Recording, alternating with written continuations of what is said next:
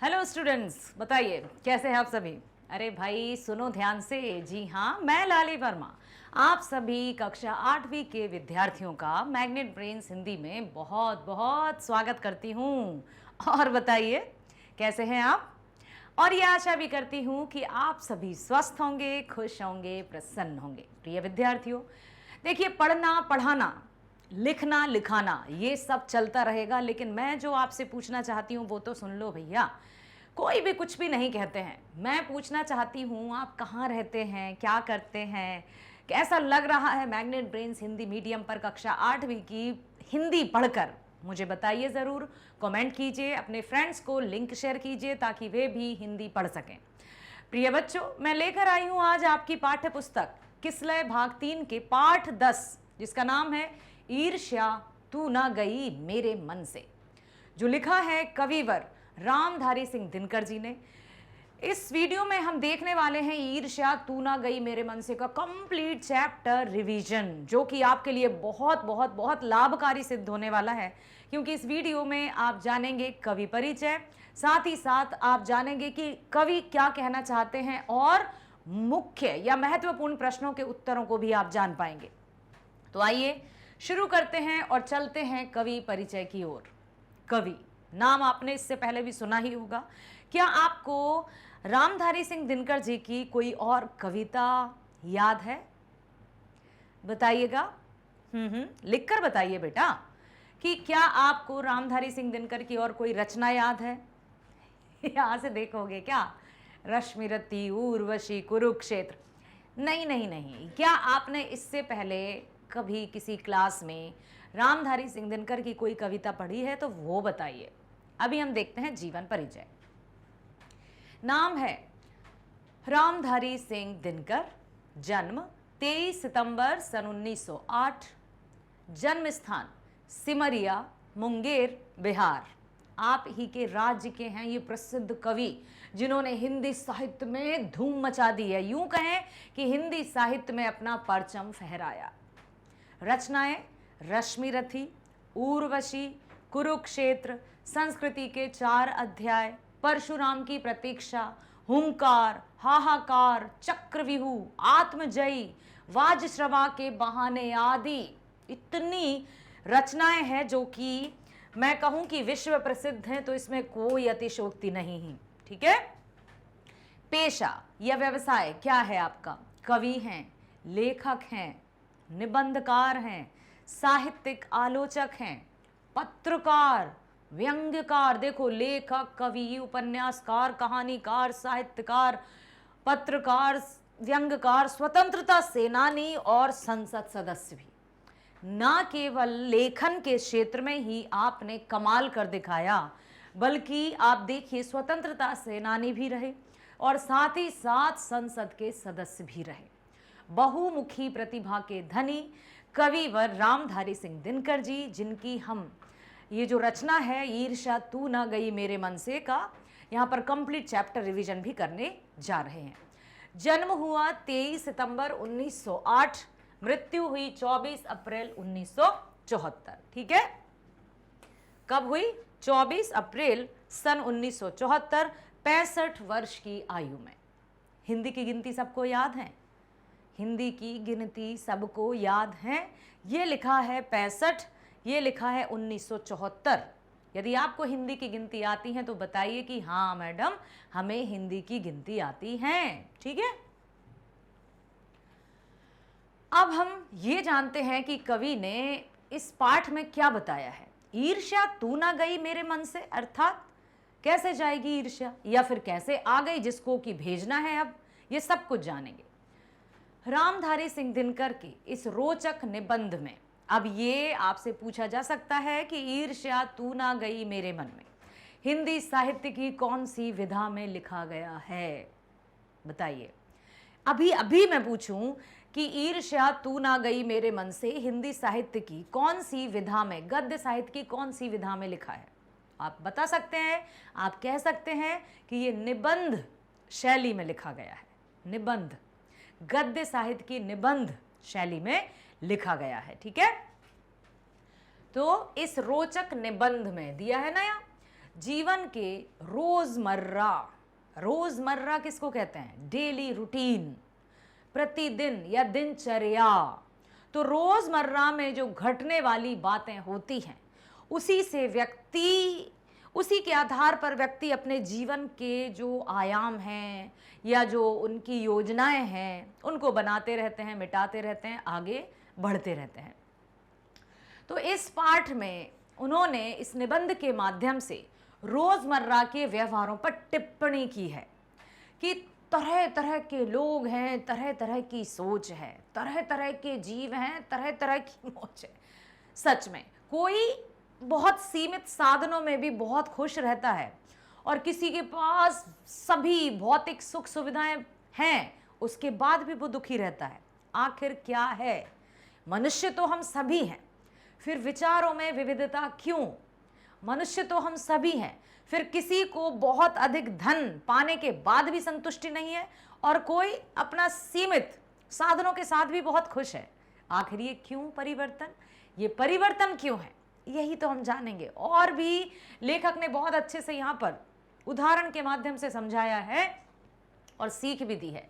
तो उन्होंने रोजमर्रा के व्यवहारों पर टिप्पणी की है और सही संतुलित जीवन के प्रति एक दृष्टिकोण विकसित करने की सीख भी दी है कि कहते हैं कि नज़र तो सबकी समान है भाई, आंखें हैं, लेकिन नज़रिया सबका अलग अलग है। नज़र का इलाज तो किया जा सकता है लेकिन नज़रिए का नहीं। कैसे होगा काम, कैसे बनेगी बात, क्या करें, नज़रिए को कैसे सुधारें, दृष्टिकोण या अंग्रेजी में जिसको पर्सपेक्टिव कहते हैं उसका कैसे उसको भांपें या कैसे हम जाने कि किसी का दृष्टिकोण ऐसा है और कैसे उस दृष्टिकोण को हम सकारात्मक बनाएं। क्या हमारे हाथों में है किसी के दृष्टिकोण को सकारात्मक बनाना?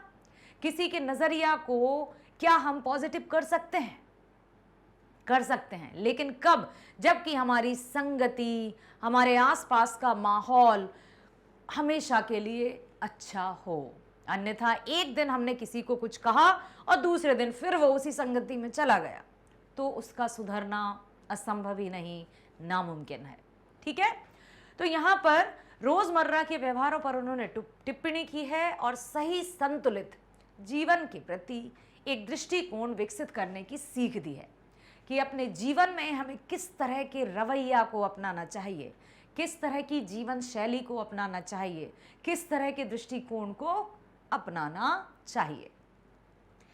जीवन कौशल अध्ययन का एक उल्लेखनीय पहलू है। कहते हैं ना भाई, हम सीखना चाहते हैं, हम सीख रहे हैं, लेकिन यदि हम कहें कि सबसे अच्छा शिक्षक हमारा जीवन है या हमारे अनुभव है तो सच में इसमें कोई अतिशयोक्ति नहीं है। हाँ, हमारे अनुभव ही हमें सिखाते हैं। हाँ, हम हार से सीखते हैं। हाँ, हम असफलता से भी सीखते हैं। ठीक है, तनावों को कम करने में व्यक्ति की अपनी अंतरात्मा खास योगदान देती है। यदि किसी को तनाव है, कोई चिंता युक्त है, चिंता में डूबा हुआ है, तनाव में डूबा हुआ है, लोग वाग समझा रहे हैं, मेडिसिन या मेडिकल या डॉक्टर्स या चिकित्सक की सलाह भी ले रहे हैं, लेकिन फिर भी उसकी स्थिति में कोई सुधार नहीं आ रहा। लेकिन जब उसे स्वयं में समझ में आएगा और वो अपने आप को एकदम फील फ्री, एकदम स्वतंत्र महसूस करेगा और सोचेगा कि मैं जो कर रहा हूं वो कितना हानिकारक है, मुझे अभी अपने नकारात्मक विचारों को रोकना होगा, मुझे अपने नकारात्मक विचारों पर विराम लगाना होगा, तब जाकर कहीं हम अपने ही तनाव को दूर कर सकते हैं। व्यक्ति चाहे तो अपना बेस्ट फ्रेंड बन जाए और व्यक्ति चाहे तो अपना शत्रु। यदि ईर्ष्या मन में है तो वो अपना ही शत्रु बन गया है, यदि प्रेम हृदय में है तो वो अपना ही मित्र बन गया है। इसलिए दिया है कि तनावों को कम करने में व्यक्ति की अपनी अंतरात्मा ही योगदान देती है। यदि हम सोच लें कि मुझे ये काम करना है, मुझे तनाव फ्री रहना है, तो अवश्य हो जाएंगे। यह निबंध इस अंतर्निहित समझ को विकसित करता है। शीर्षक बहुत रोचक है और पहली नजर में पढ़ने का आमंत्रण देता है। बिहार के यशस्वी साहित्यकार दिनकर की रचना संसार की विविधता को भी समझने में ये पाठ सहायक है कि वास्तव में दिनकर जी कितने यशस्वी साहित्यकार हैं। अब देखिए, कहानी शुरू होती है एक ऐसे व्यक्ति के जीवन से जिसके पास सारी सुख सुविधाएं हैं, परंतु फिर भी वो सुखी नहीं है। अब बात आती है यहाँ की सारी सुख सुविधाएं हैं लेकिन सुखी नहीं है, क्यों? आइए जानते हैं। मिलते हैं एक ऐसे परिवार के एक ऐसे मालिक से जो मेरे घर के दाहिने, अब यहाँ पर दिनकर जी क्या बता रहे हैं कि उनके घर के दाहिने, दाहिने मतलब समझते हो ना, राइट हैंड, दाया बाया। मेरे घर के दाहिने एक वकील रहते हैं। लेखक ने बताया कि मेरे घर के दाहिने एक वकील साहब रहते हैं जो खाने पीने से अच्छे हैं, दोस्तों को भी खूब खिलाते हैं, मतलब पैसे धेले की कोई कमी नहीं है, और सभा सोसाइटियों में भी काफ़ी भाग लेते हैं। बाल बच्चों से भरा पूरा परिवार, नौकर भी सुख देने वाले और पत्नी भी अत्यंत मृदु भाषणी। इतना सब कुछ है वकील साहब के पास, वाओ! फिर भला एक सुखी मनुष्य को और क्या चाहिए? कुछ नहीं चाहिए। परिवार अच्छा खासा है, पत्नी सुंदर भी हैं, साथ ही साथ मृदु भाषणी भी हैं। मृदु भाषणी का अर्थ समझते हो आप? मीठा बोलने वाली, मधुर भाषी भी कह सकते हैं हम इसको, ठीक है, मधुर भाषी कह सकते हैं हम इसको। तो वो है, बच्चे हैं, नौकर चाकर हैं, सारी सुख सुविधाएं हैं, सारी भौतिक सुख सुविधाएं हैं। भला और क्या चाहिए एक मनुष्य को सुखी रहने के लिए? कुछ नहीं। लेकिन इसके बाद भी वकील साहब सुखी नहीं हैं, यही कहना चाहते हैं रचनाकार। मगर वे सुखी नहीं हैं। उनके भीतर कौन सा दाह है? दाह मतलब आग, जलन।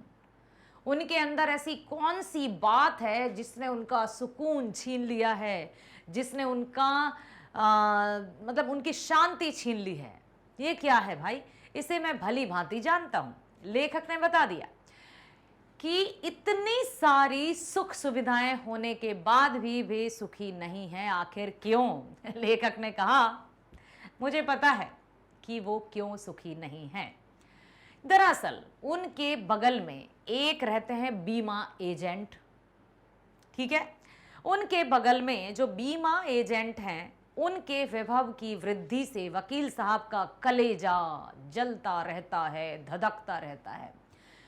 अब लेखक ने क्या बताया कि उनके साइड में एक वकील साहब रहते हैं और वकील साहब के साइड में एक बीमा एजेंट रहते हैं, और बीमा एजेंट अच्छा खासा कमाते हैं, खाते पीते हैं, गाड़ी है, गाड़ी बंगला, नौकर चाकर सब कुछ है। अब वकील साहब के पास है, लेकिन फिर भी वकील साहब वो बीमा एजेंट की सुख सुविधाओं को देख देख कर जलते रहते हैं, भुनते रहते हैं। हाँ ठीक है, वकील साहब को भगवान ने जो कुछ दे रखा है, या यूं कहें कि बहुत कुछ दे रखा है, वह उनके लिए काफ़ी नहीं दिखता। उनको लगता है कि मेरे पास जो है वो पर्याप्त नहीं है। ये जो बीमा एजेंट है ना, उसके पास ये सब क्यों है, ये भी मेरे पास होना चाहिए।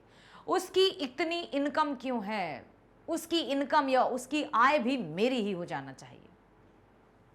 तो उनको ये काफ़ी या सफिशिएंट नहीं लगता। वे चिंता में भुने जा रहे हैं कि काश, जल रहे हैं, भुन रहे हैं और सोच रहे हैं कि काश की मोटर, उसकी मासिक आय, उसकी तड़क भड़क सब कुछ मेरी हो गई होती।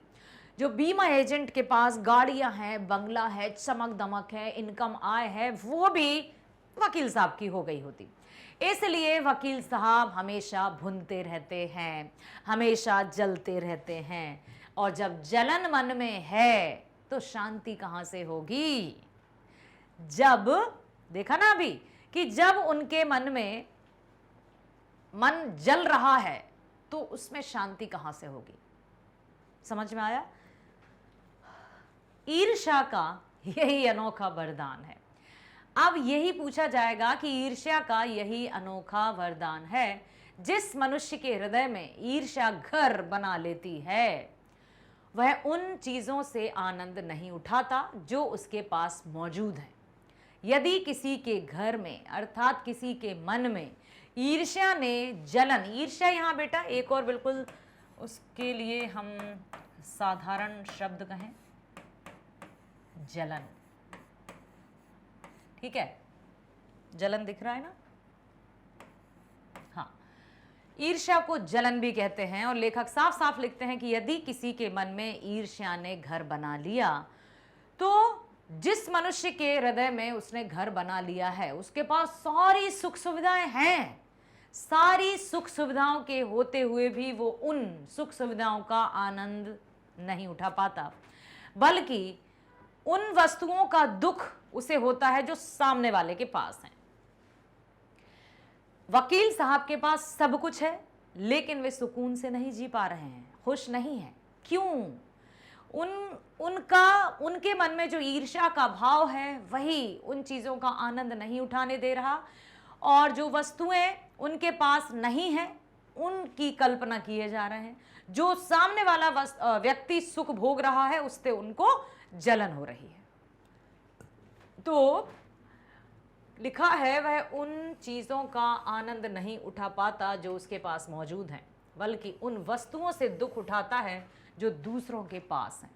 बस जो उसके पास है उससे खुशी नहीं रहते बनता, वो दूसरों के पास है उनको देख देख कर दुखी होता रहता है।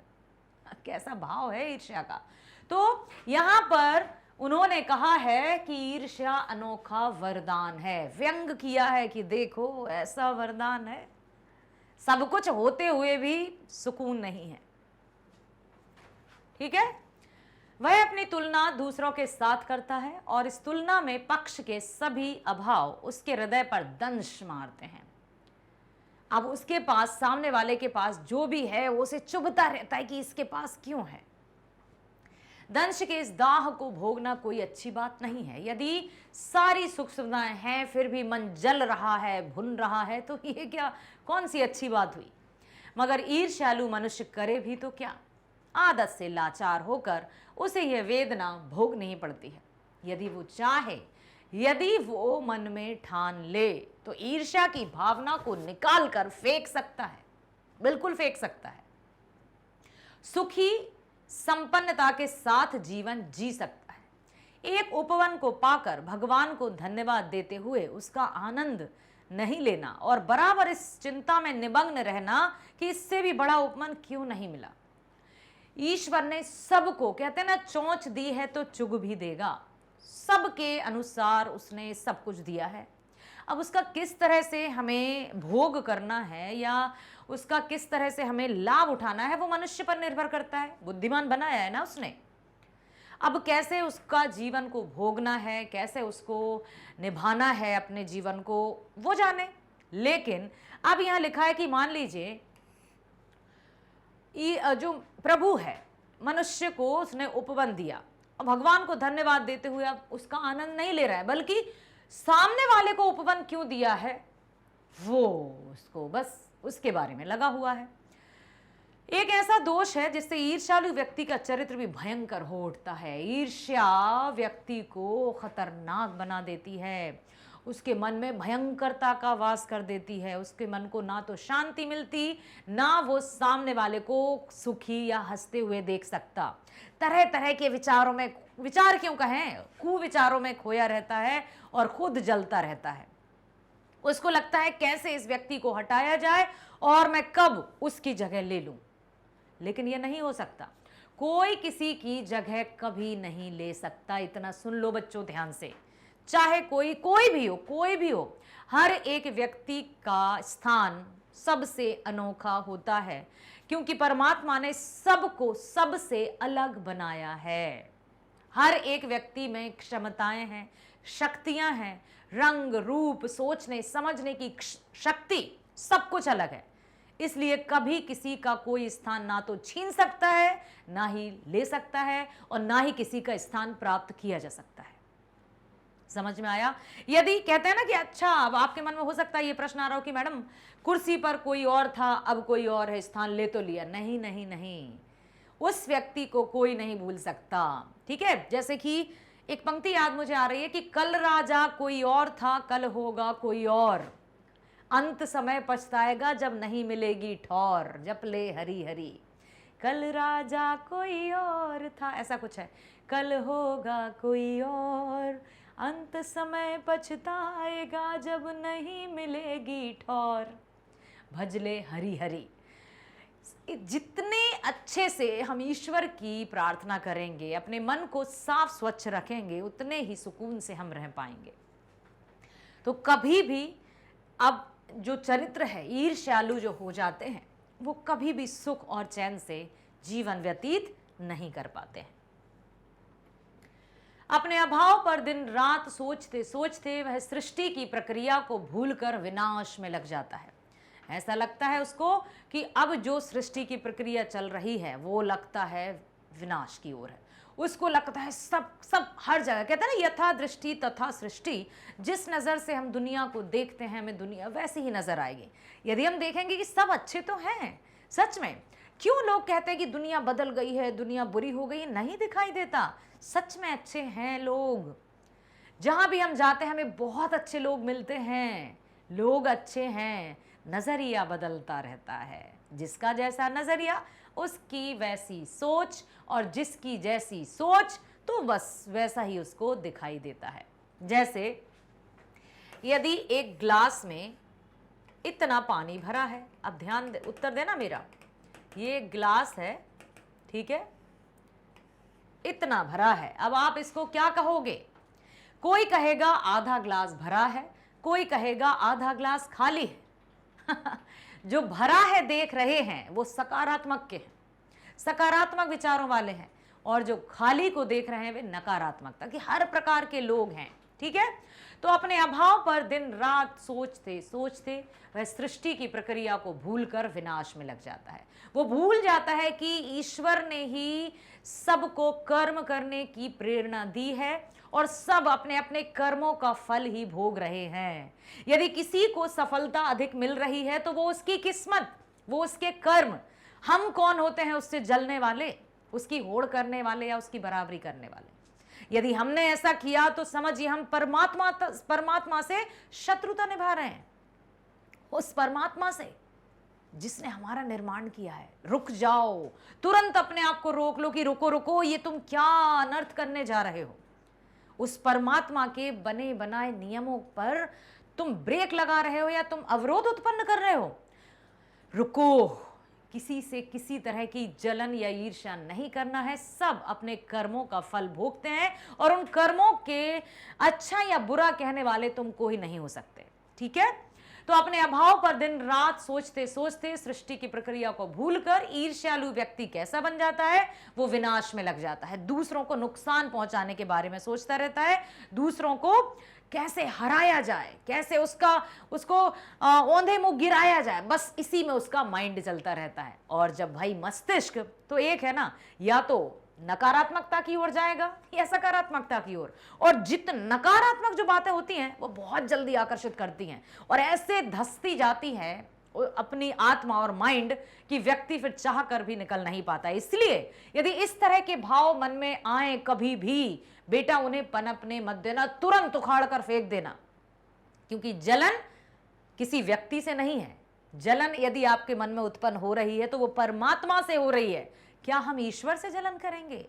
हाँ, क्या हम परमात्मा से ईर्ष्या करेंगे? नो नो नो प्रभु, सद्मार्ग पर चलाना, सद्बुद्धि देना, साहस देना, बस इतना कर्म करना। हमें धन दौलत नहीं चाहिए, तेरा साथ चाहिए। मुश्किलें आएंगी, परेशानी आएंगी, विपत्तियां आएंगी, बिल्कुल आएंगी, मनुष्य जीवन है। मैं ये नहीं कहती हूं कि मेरे जीवन में कोई मुश्किलें ना आए, लेकिन इतना जरूर कहती हूं कि जो भी मुश्किल या बाधाएं आए उनमें मुझे साहस प्रदान करना प्रभु। तो यदि मन में जलन है, यदि मन में जलन या ईर्ष्या की भावना उत्पन्न हो रही है, तुरंत उसको खाड़ फेंको, अन्यथा वो खुद को जलाकर चिंता से चिता बना देती है। समझ में आया? अपने अभाव पर दिन रात रोते सोचते सोचते वे सृष्टि की प्रक्रिया को भूलकर ईर्ष्यालु व्यक्ति विनाश में लग जाते हैं और अपनी उन्नति के लिए उद्यम करना छोड़कर दूसरों को हानि पहुंचाने के बारे में सोचते रहते हैं और उनको लगता है कि यही श्रेष्ठ कर्तव्य है। स्वयं की अच्छाई या अपने आप को, अब लिखा है यहां पर कि अपनी उन्नति के लिए उद्यम करना छोड़कर, अर्थात अपने काम को, कर्म को छोड़कर दूसरों को गिराने के बारे में सोचते रहते हैं। और फिर क्या होता है कि वे दूसरों को हानि पहुंचाने के बारे में सोचते रहते हैं और उनको लगता है यही मेरा श्रेष्ठ कर्तव्य है, जब तक मैं इसे नीचे नहीं गिरा देता मैं चैन से नहीं बैठूंगा। अरे भाई कब तक? तू कौन होता है किसी को नीचे गिराने वाला? तू कौन होता है किसी से ईर्ष्या करने वाला? वो है उसके हाथों में देर, कहते हैं ना लाठी, बिना लाठी के काम करता है वो। इसलिए उसके कार्यों में व्यवधान उत्पन्न मत कर, सिर्फ अपना कर्म कर। कर्म ही पूजा है। अब यहां पर बताया है ईर्ष्या की बड़ी बेटी का नाम निंदा है।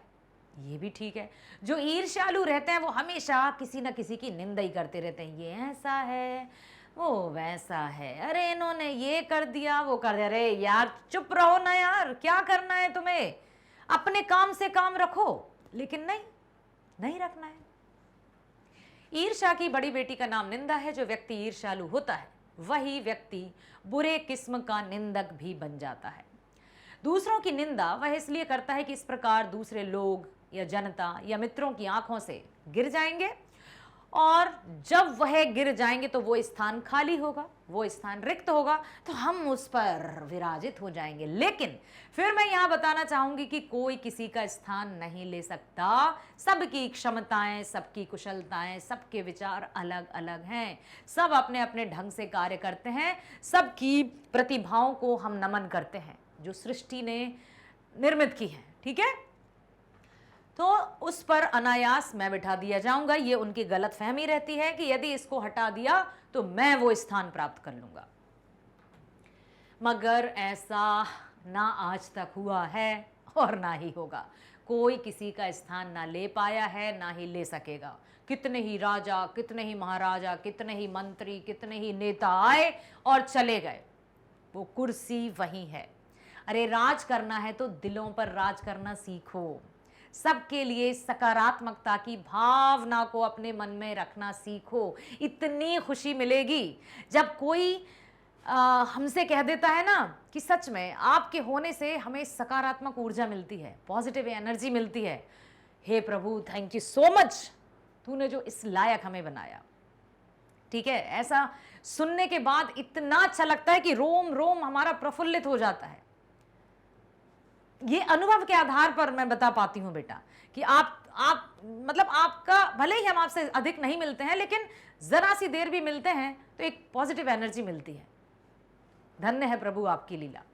तो मगर ऐसा ना तो हुआ है, कोई किसी के स्थान पर ना गया, ना कोई ले सका है। दूसरों को गिराने की कोशिश की तो अपने को बढ़ाने की कोशिश नहीं की जा सकती। यदि हमने दूसरे को गिरा दिया या गिराने की कोशिश की तो ये बिल्कुल भूल जाना कि तुम ऊंचाई पर पहुंच जाओगे। ऐसा कदापि नहीं होता। एक बात और है कि संसार में कोई भी मनुष्य निंदा से नहीं गिरता, क्योंकि जो सामने वाला व्यक्ति है यदि उच्च पद पर आसीन है, उसे पता है कि कौन कैसा है। ना तो कोई किसी की निंदा से गिरता है, ना कोई किसी की प्रशंसा से ऊपर चढ़ता है। व्यक्ति के गुण, उसके कर्म ही उसे ऊंचाइयों पर ले जाते हैं। उसके पतन का कारण अपने ही भीतर के सद्गुणों का ह्रास होता है। इसी प्रकार कोई भी मनुष्य दूसरों की निंदा करने से अपनी उन्नति कदापि नहीं कर सकता। तो जो निंदा करते रहते हैं या दूसरों की बुराई करते रहते हैं, वे सोचते हैं कि हम उस गद्दी पर बैठ जाएंगे या हम उस पद को प्राप्त कर लेंगे, तो असंभव है। ये मनुष्य दूसरों की निंदा करने से अपनी उन्नति कभी नहीं कर सकता। उन्नति तो उसकी तभी होगी जब वह अपने चरित्र को निर्मल बनाएगा, अपने गुणों का विकास करेगा। यदि अपने आप को हमने और अधिक सीखने की कोशिश की और अधिक सीखते हुए अपने गुणों का और विकास करने की कोशिश की, हमें पता ही नहीं चलेगा हम कहां, कब, कैसे, कहां पहुंच गए। ये है बात। अब यह दिया है कि ईर्ष्या का काम ही जलाना है। अब ईर्ष्या, जिसको जलन भी कहते हैं, बिल्कुल उसका काम ही जलाना है। वो लोगों को जलाती है, मगर सबसे पहले वह उसी को जलाती है जिसके हृदय में उसका जन्म होता है। बस इतना ध्यान रख लो। एक बार एक बच्चा, छोटा सा बच्चा आया मेरे पास, मैडम वो हमें चिढ़ा रहा है। मैंने कहा कैसे चिढ़ा रहा है बेटा? वो फेस क्रिएट कर रहा है, वो मुंह बना बना के ऐसे चिढ़ा रहा है। उसने बोला मुझसे। अच्छा, मैंने कहा सुनो, इधर आओ। जब वो फेस बना रहा था तो किसका मुंह अजीब सा लग रहा था, किसका मुंह बुरा लग रहा था, बोले उसका। बस तो तुम्हें चिढ़ने की जरूरत क्या है? उससे कहो कि अपने आप को देखो जरा, कैसा फेस लग रहा है तुम्हारा, कैसा मुंह लग रहा है। वो चिढ़ाना बंद कर देगा, बोले ठीक है मैम, नहीं चिढ़ूंगा अब मैं। तो ये होती है कि हम क्या कर रहे हैं। जलता वही है जिसके मन में ईर्ष्या होती है। किसी के प्रति ईर्ष्या है, उस व्यक्ति को पता भी नहीं है भैया कि तुम्हारे प्रति वो क्या सोचता है, और पता भी हो तो उसे कोई फर्क नहीं पड़ता, क्योंकि वो अपने काम से काम रखता है। इसलिए ईर्ष्या का जो काम है जलाना ही है, लेकिन सबसे पहले वो उसको जलाती है जिसके मन में ये भाव पहले उत्पन्न होता है, जिसके हृदय में उसका जन्म होता है, ठीक है, उसी को जलाकर खाक करती है। आप भी ऐसे बहुत से लोगों को जानते होंगे जो ईर्ष्या और द्वेष की साकार मूर्ति हैं। ऐसे कई लोग होते हैं, लेकिन सबको अपना अपना काम करना है। एक बार हम किसी को समझा सकते हैं, दूसरी बार हम किसी को समझा सकते हैं, तीसरी बार किसी को समझा सकते हैं, लेकिन जब हम जान गए कि भाई ये ना तो सुन रहे हैं हमारी बात और ना ही सुधर रहे, तो भैया जयराम जी की दूरी भली। ठीक है, तो ऐसे लोगों को जानते होंगे जो बिल्कुल उसकी ईर्ष्या और द्वेष की साकार मूर्ति हैं, और जो बराबर इस फिक्र में ही रहते हैं कि कहाँ सुनने वाले मिलें, कि अपने दिल का गुबार निकालने का मौका मिले। वो हमेशा यही सोचते हैं कि कब कोई हमें मिल जाए जिससे हम अपने मन की बातों को निकाल दें उनके समक्ष। श्रोता मिलते ही बस उनका ग्रामोफोन शुरू हो जाता है नॉन स्टॉप, बिना रुके वो अपनी बातों को सुनाते रहते हैं, और वे बड़ी ही होशियारी के साथ एक एक कांड से इस ढंग से सुनाते हैं मानो विश्व कल्याण को छोड़कर उनका और कोई ध्येय नहीं हो। कहने का तात्पर्य, जब वो दूसरे की निंदा करते हैं तो वो इस तरह से करते हैं कि वो ही सारी सृष्टि की जिम्मेदारी अपने कंधों पर रख रहे हैं और वे ही सब करता धरता है, वे सब की चिंता करते हैं। इस तरह की बातों को शामिल करते हुए सुनाते हैं। मगर जरा उनके अपने इतिहास को भी तो देखिए और समझने की कोशिश कीजिए कि जब से उन्होंने इस सुकर्म का आरंभ किया है, तब से वे अपने क्षेत्र में आगे बढ़े हैं या पीछे हटे हैं। बस यही समझ आता है कि जो धीरे धीरे शनै शनै यदि आगे बढ़ रहा है, मतलब उसके मन में ईर्ष्या या द्वेष या नफरत की भावना नहीं है। जो वहीं के वहीं पड़े हैं, मतलब समझ जाइए आप, ठीक है। यह भी कि अगर वे निंदा करने में समय और शक्ति का अपव्यय नहीं करते तो आज उनका स्थान कहां होता। यह भी आपने देखा होगा कि कुछ लोगों को सफलता बहुत जल्दी मिल जाती है और कुछ जीवन भर यात्री ही बने रहते हैं। क्या कारण है? उसको हम दो प्रकार से ले सकते हैं, सकारात्मकता की ओर से भी और नकारात्मकता की ओर से। अर्थात कि हमें जीवन भर सीखना है, बिल्कुल हम लर्नर हैं, लेकिन कुछ लोग अपने जीवन काल में कुछ सफलताएं प्राप्त कर लेते हैं और कुछ लोग नहीं कर पाते। उसके पीछे कि वो जो नहीं कर पाए हैं उनमें कुछ कमी है और वो अपनी कमियों को मानना नहीं चाहते। यदि कमियों को ग्रहण कर लें, यदि कमियों को एक्सेप्ट कर लें, तो संभवतः वे आगे बढ़ सकते हैं, लेकिन नहीं करते हैं, इसलिए वहीं के वहीं रहते हैं। तो लेखक ने भी साफ साफ लिखा है कि यह भी कि अगर वे निंदा करने में समय और शक्ति का अपव्यय नहीं करते, अर्थात फिजूल खर्ची यदि नहीं करते, अपव्यय मतलब फिजूल खर्ची, फिजूल खर्ची, तो संभवतः उनका स्थान कहीं और ही होता। उस बेचारे की जिंदगी ही खराब हो जाती है। किंतु ईर्ष्या शायद चिंता से भी बदतर चीज है। चिंता और ईर्ष्या में यदि तुलना की जाए तो चिंता अलग बात है और ईर्ष्या खतरनाक बात है। चिंता अर्थात जैसे भाई कुछ करना है, वैसे तो चिंता भी नहीं करना है, लेकिन मान लीजिए चिंता है तो उतनी खतरनाक नहीं है, वो जलाकर खाक नहीं करती है। चिंता थोड़ी अलग है, और लेकिन ईर्ष्या जो है वो चिंता से भी बदतर है, क्योंकि यह मनुष्य के मौलिक गुणों को कुंठित बना डालती है। जो उसके अंदर के गुण हैं उनको वो सिमट कर देती है, मतलब सिमट जाते हैं उसके अंदर के गुण, वो सिकुड़ जाते हैं। क्योंकि ये मनुष्य के मौलिक गुणों को कुंठित बना डालती है, मृत्यु शायद फिर भी श्रेष्ठ है बनिस्पत है इससे कि हमें अपने गुणों को कुंठित बनाकर जीना पड़े। यदि इस तरह के भाव मन में उत्पन्न हो रहे हैं तो तुरंत हमें उनको उखाड़ना होगा। एक पौधे को हम एक स्थान से दूसरे स्थान पर रोपित कर सकते हैं ना बेटा, लगा सकते हैं ना पौधे को उखाड़ कर हम दूसरे स्थान पर। तो यदि इस तरह की भावना, ईर्ष्या नामक भावना यदि आपके मन में कहीं आ जाए, तुरंत उसको उखाड़ कर फेंक दो दूर, कि वो कहीं आसपास भटकने ना पाए। यदि वो वृक्ष बन गई, उखाड़ना असंभव होगा। ठीक है। चिंता दग्ध मनुष्य समाज की दया का पात्र है। जो चिंता में डूबे रहते हैं वो समाज की दया का पात्र है, किंतु ईर्ष्या से जला भुना आदमी जहर की एक चलती फिरती गठरी के समान है। जो चिंता करते हैं तो उन पर तो समाज की दया भी रहती है, सब उनके साथ सहानुभूति भी रखते हैं, है ना, समानुभूति भी रखते हैं। लेकिन जिसके मन में ईर्ष्या होती है वो तो चलती फिरती कैसी है, जहर की गठरी के समान। ना तो उसके लिए किसी के मन में दया होती है, ना प्रेम होता है, कुछ नहीं, और उसको लगता है मैं तो ठीक हूं। ठीक है। जो हर जगह वायु को दूषित करती फिरती है, ईर्ष्या जिसके मन में है वो जहर की एक गठरी के समान है, जो हर जहां भी जाती है वायु को प्रदूषित कर देती है। ईर्ष्या मनुष्य का चारित्रिक दोष ही नहीं है, प्रत्युत बल्कि इससे मनुष्य के आनंद में भी बाधा पड़ती है। यदि मन में ईर्ष्या है तो व्यक्ति आनंदित नहीं रह सकता, खुश नहीं रह सकता। इसलिए ईर्ष्या को कभी अपने मन में स्थान मत देना। थैंक्स कहना, धन्यवाद देना उस ईश्वर को जिसने आपको ये जीवन दिया है, और हमेशा ये प्रार्थना करना कि हे प्रभु, कभी भी मेरे मन में ईर्ष्या जैसे भाव ना उत्पन्न कभी ना हो। यदि किसी तरह से लग भी रहा है कि हाँ रे ऐसा तो नहीं, तुरंत उन भावों को उखाड़ के फेंकने में मेरी मदद करना प्रभु। ईर्ष्या मनुष्य का चारित्रिक दोष नहीं है, बल्कि इससे मनुष्य के आनंद में बाधा पड़ती है, वो खुश नहीं रह पाता, सुख चैन नींद सब हराम कर देती है ईर्ष्या। जब भी मनुष्य के हृदय में ईर्ष्या का उदय होता है, सामने का सूर्य उसे मध्यम सा दिखने लगता है। यदि ईर्ष्या मन में आ गई तो उसको हर जगह अजीब अजीब सा दिखाई देता है, उसको लगता है कि सब कुछ गलत है। पक्षियों के गीत में जादू नहीं रह जाता, उसे गीत संगीत में कोई आनंद नहीं आता।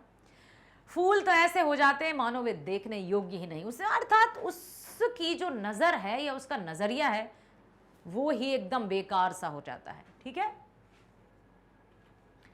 आप कहेंगे कि निंदा के बाण से अपने प्रतिद्वंदियों को भेद कर हंसने में एक आनंद है, और यह आनंद ईर्ष्यालु व्यक्ति का सबसे बड़ा पुरस्कार है। अब देखो, उसको लगता है कि जब हम किसी की निंदा कर दें और कोई उस निंदा में ठहाके मार कर हंस रहा है, मतलब हम जीत गए, उसको लगता है हाँ कितना मजा आया, अर्थात दूसरों को नीचा दिखाने में उसको खुशी होगी।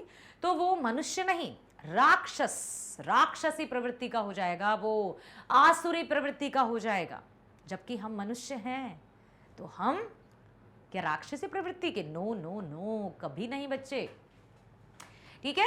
आप कहेंगे कि निंदा के बाण से अपने प्रतिद्वंदियों को भेद कर हंसने में एक आनंद है, यह ईर्ष्यालु व्यक्ति का सबसे बड़ा पुरस्कार है, मगर यह हंसी मनुष्य की नहीं, राक्षस की हंसी होती है। जब किसी की निंदा करने पर कोई हंस रहा है तो समझिए उसके अंदर की मानवता की भावना रोंद दी है उसने, कुचल दी है उसने, और उसके अंदर राक्षसी प्रवृत्ति प्रवेश कर चुकी है। और आनंद भी दैत्यों का आनंद होता है। अब हंसना किसका प्रतीक है? आनंद का। तो वो आनंद मनुष्य का नहीं, दैत्यों का, राक्षसों का आनंद है। अब मनुष्य और राक्षस में क्या अंतर है वो आप भी भली भांति जानते हैं।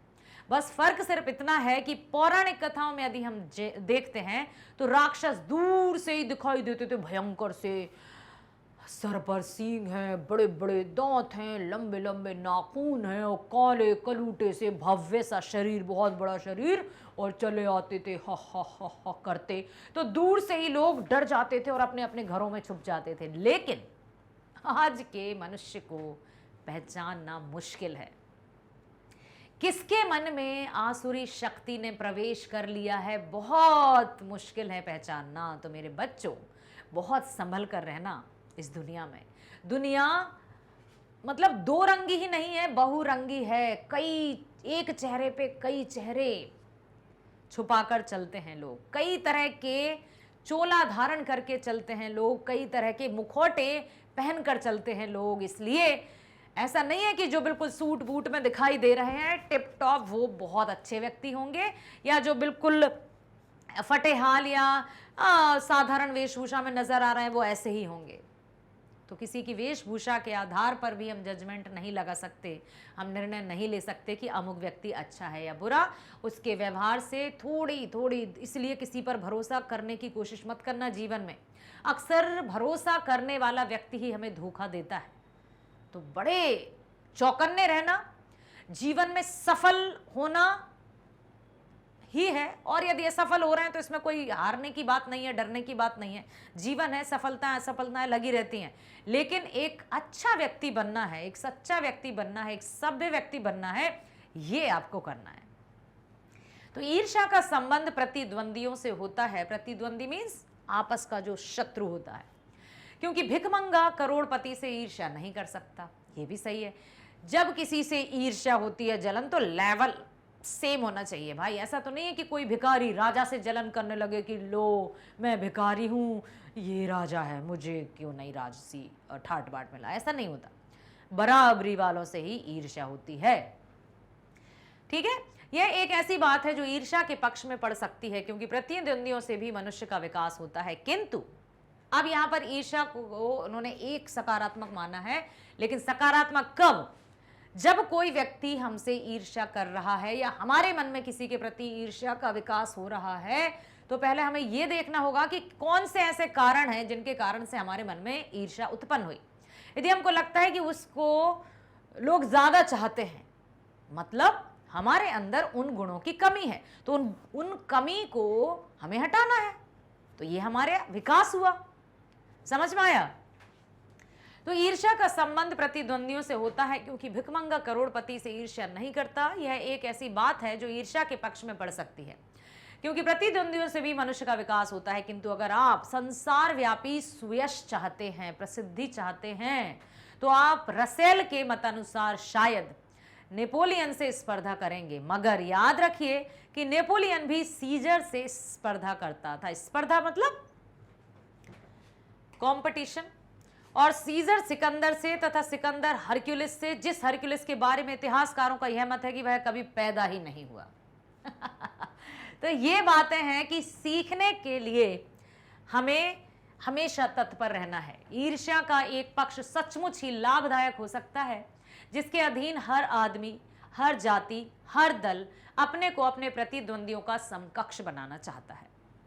किंतु यह तभी संभव है जबकि ईर्ष्यालु व्यक्ति यह महसूस करे कि कोई चीज है जो उसके भीतर नहीं है, कोई वस्तु है जो दूसरों के पास है किंतु उसके पास नहीं है। और जब उसको समझ में आ जाएगा तो उस वस्तु को कैसे प्राप्त किया जाए, चाहे वो प्यार हो, लाड़ हो, दुलार हो, अपनापन हो, ठीक है, तो उसको अपने अंदर वो मूल्य विकसित करने होंगे, वो गुण विकसित करने होंगे, तो अपने आप जलन की भावना चली जाएगी। समझ में आया? गुस्से में आकर वह अपने किसी पड़ोसी, मित्र या समकालीन व्यक्ति को अपने से श्रेष्ठ मानकर उससे जलने लगता है, कोई भी व्यक्ति, जबकि वे लोग भी अपने आप से शायद वैसे ही असंतुष्ट हों। किसी से भी ईर्ष्या, किसी को भी किसी से भी हो सकती है, और जिससे ईर्ष्या हो रही हो सकता है वो बेचारा अपनी आप में ही संतुष्ट ना हो। आपने यह भी देखा होगा कि शरीफ लोग अक्सर यह सोचते हुए अपना सिर खुजलाया करते हैं कि फला आदमी मुझसे क्यों जलता है। कुछ लोग ये भी सोचते हैं कि यार मुझसे क्यों जलता है कोई, मैंने उसका क्या बिगाड़ा, या मुझ में ऐसी क्या खासियत, पता ही नहीं, मैं तो अपना काम कर रहा हूं, क्यों जलन होती है, चलो छोड़ो, मुझे क्या, मैं तो अपना काम करूंगा, मैंने तो उसका कुछ नहीं बिगाड़ा, अमुक व्यक्ति इस कदर मेरी निंदा से क्यों लगा हुआ है, क्यों वो जहां देखो वहां मेरी निंदा करता रहता है। सच तो यह है कि मैंने सबसे अधिक भलाई उसी की है। ये सोचते हैं मैं तो पाक साफ हूं, मुझ में किसी भी व्यक्ति के लिए दुर्भावना नहीं है, बल्कि अपने दुश्मनों की भी मैं भलाई की ही सोचा करता हूं। फिर ये लोग मेरे पीछे क्यों पड़े हुए हैं, मुझ में कौन सा वह ऐब है, कमी है, बुराई है, जिसे दूर करके मैं इन दोस्तों को चुप कर सकता हूं। जो अच्छा व्यक्ति है वो यही सोचता है कि यदि सामने वाला व्यक्ति मुझसे जल रहा है तो मैं क्या करूं, मुझ में ऐसी कौन सी कमी है, चलो मैं उसको सुधारने की कोशिश करूंगा। ईश्वर चंद्र विद्यासागर जब इस तजुर्बे से होकर गुजरे तब उन्होंने एक सूत्र कहा कि तुम्हारी निंदा वही करेगा जिसकी तुमने भलाई की है। तो इस बात को याद रखना, और नींद से जब इस कूचे से होकर निकला तब उसने जोरों का एक ठहाका लगाया और कहा कि यार ये तो बाजार की मक्खियां हैं जो अकारण हमारे चारों ओर भिन भिन भिन भिन भिन भिन आया करती हैं। तो कुछ तो लोग कहेंगे, लोगों का काम है कहना, बस अपने काम से काम यदि हम रखेंगे, बेटा सिर्फ अपने काम से काम रखो, कर्म करो, काम करो, समझ में आया? और बाकी चीजों को छोड़ दो। कौन क्या कह रहा है, कौन क्या सोच रहा है, कौन क्या देख रहा है, जस्ट लीव इट। आप सिर्फ अपना कर्म करो, अपने फर्ज को निभाओ, अपनी जिम्मेदारियों को निभाओ। अभी आप विद्यार्थी हो, आपका कार्य है विद्या अर्जन करना, पढ़ाई करना। ये सामने प्रशंसा और पीछे निंदा किया करते हैं, हम इनके दिमाग पर बैठे हुए हैं, ये मक्खियां हमें भूल नहीं सकती और चूंकि ये हमारे बारे में बहुत सोचा करती हैं इसलिए हमसे डरती हैं और हम पर शंका भी करती हैं। ये मक्खियां हमें सजा देती हैं हमारे गुणों के लिए, ऐब को तो ये माफ़ कर देंगी, क्योंकि बड़ों के ऐब को माफ़ करने में भी एक शान है, जिस शान का स्वाद लेने को ये मक्खियां तरस रही हैं। जिनका चरित्र उन्नत है, जिनका हृदय निर्मल और विशाल है, वे कहते हैं इन बेचारों की बातों से क्या चिढ़ना, ये तो खुद ही छोटे हैं। तो बस छोड़ दो सबको, छोड़ दो सबको मतलब कौन आपके बारे में क्या बातें करता है, पीठ पीछे क्या बातें करता है, क्या सोचता है, अरे सोचने दो। यदि वो भी हम सोचने लगे तो बेचारे उनको क्या बचा रह जाएगा। इसलिए जो सोचना है सोचो, हम सिर्फ अपना कर्म करेंगे। मगर जिनका दिल छोटा और दृष्टि संकीर्ण होती है, संकुचित होती है, वे मानते हैं कि जितनी भी बड़ी हस्तियां हैं उनकी निंदा ही ठीक है, और जब हम इनके प्रति उदारता और भल मन साहत का वर्ताव करते हैं तब भी ये यही समझते हैं कि हम उनसे घृणा कर रहे हैं। यदि किसी को देखकर हम मुस्कुरा रहे हैं और सामने वाला व्यक्ति यदि ईर्ष्या में युक्त होगा तो वो कहेगा क्यों मुस्कुरा रहे हो, तुम्हारी मुस्कुराहट के पीछे भी कुछ और ही झलक रहा है, व्यंग छुपा है, जबकि हम सहज ही मुस्कुरा रहे हैं। तो लोगों की जैसी सोच बेटा, हम किसी की सोच कभी नहीं बदल सकते, लेकिन हाँ हम अपने आप को सकारात्मक अवश्य रख सकते हैं, हम अपने आप को अपने कर्मों में लीन हमेशा अवश्य रख सकते हैं। और हम चाहे उनका जितना भी उपकार करें, बदले में हमें अपकार ही मिलेगा। उपकार का विलोम होता है अपकार, ठीक है। दरअसल हम जो उनकी निंदा का जवाब नहीं देकर चुप्पी साधे रहते हैं, इसे भी वे हमारा अहंकार समझते हैं। खुशी तो उन्हें तभी हो सकती है जब हम उनके धरातल पर उतरकर उनके छोटेपन के भागीदारी बन जाएं। तो इसकी हमें ज़रूरत नहीं है, हमें किसी को खुश करने की आवश्यकता नहीं है, हम सिर्फ अपना कर्म करेंगे। सारे अनुभवों को निचोड़कर नीत्शे ने एक दूसरा सूत्र कहा, आदमी में जो गुण महान समझे जाते हैं उन्हीं के चलते लोग उनसे जलते भी हैं। तो ईर्ष्यालु लोगों से बचने का क्या उपाय है? नीत्शे कहते हैं कि बाजार की मक्खियों को छोड़कर एकांत की ओर भागो, भीड़ में रहने की कोशिश मत करो, भीड़ में मत रहो, अपनी पहचान खुद बनाओ। विवेकानंद जी ने कहा है कि जिनमें अकेले चलने के हौसले होते हैं उनके पीछे एक दिन काफिले होते हैं। तो अपने कर्मों के प्रति पूरी तरह से समर्पित रहें। जो कुछ भी अमर तथा महान है उसकी रचना और निर्माण बाजार तथा सुएश से दूर रहकर ही की जाती है। जो भी महान है या अमर है वो कहीं भीड़ में रहकर उत्पन्न नहीं हुए, एकांत में होता है। इसलिए अपना काम करो। जो लोग नए मूल्यों का निर्माण करने वाले हैं वे बाजारों में नहीं बसते, वे शोहरत के पास भी नहीं रहते हैं। जहां बाजार की मक्खियां नहीं भिनकती वह जगह एकांत है, अर्थात भीड़ में रहना छोड़ो। यह तो हुआ ईर्ष्यालु लोगों से बचने का उपाय। किंतु ईर्ष्या से आदमी कैसे बच सकता है? ये भी सही बात है, बहुत अच्छा प्रश्न है कि ईर्ष्या से, ईर्ष्यालु लोगों से बचने का उपाय तो हमने ढूंढ लिया कि हम उनसे दूर रहें, लेकिन ईर्ष्या से हम कैसे बचें? यदि हमारे मन में ईर्ष्या आ गई तो फिर हम क्या करेंगे? देखो, ईर्ष्या से बचने का उपाय है मानसिक अनुशासन, अपने मन को अपने नियंत्रण में करना। ठीक है, मानसिक अनुशासन। जो व्यक्ति ईर्ष्यालु स्वभाव का है उसे फालतू बातों के बारे में सोचने की आदत छोड़ देनी चाहिए। ठीक है, उसे यह भी पता लगाना चाहिए कि जिस अभाव के कारण वह ईर्ष्यालु बन गया है उसकी पूर्ति का रचनात्मक तरीका क्या है। यदि उसके मन में, यदि हमारे मन में ईर्ष्या आ गई तो हम क्यों आई है, क्या कारण है, उस कमी को हमें दूर करना होगा। जिस दिन उसके भीतर यह जिज्ञासा जागेगी उसी दिन से वह ईर्ष्या करना कम कर देगा और फिर समाप्त हो जाएगी। अब हम चलते हैं प्रश्नों की ओर। वकील साहब सुखी क्यों नहीं थे? क्यों नहीं थे? तो वकील साहब को धन संपत्ति, सुंदर घर, मृदुभाषणी पत्नी, पुत्र पुत्री, नौकर चाकर सब कुछ थे, अर्थात किसी चीज की कोई कमी नहीं थी, लेकिन फिर भी सुखी नहीं थे, क्योंकि उनके मन में ईर्ष्या रूपी आग दहक रही थी। ठीक है, सदैव उन्हें पीड़ा पहुंचाती थी, दुख पहुंचाती। उनके बगल में एक बीमा एजेंट रहते हैं जिनके पास गाड़ी सब कुछ है, मतलब सुख समृद्धि, आय भी अच्छी है। तो अब उनको क्या लगता है कि किसी दूसरे को सुख सुविधा या आय क्यों, कोई दूसरा व्यक्ति सुखी क्यों रहे, ये सारी सुख सुविधाएं और आय मुझे ही प्राप्त क्यों नहीं हो गई। ईर्ष्या के कारण वे सदैव चिंतित और दुखी रहा करते हैं, उन्हें सब सुख रहते हुए भी सुख नहीं है। ईर्ष्या को अनोखा वरदान क्यों कहा गया है? हाँ, ईर्ष्या को वरदान कहा गया है।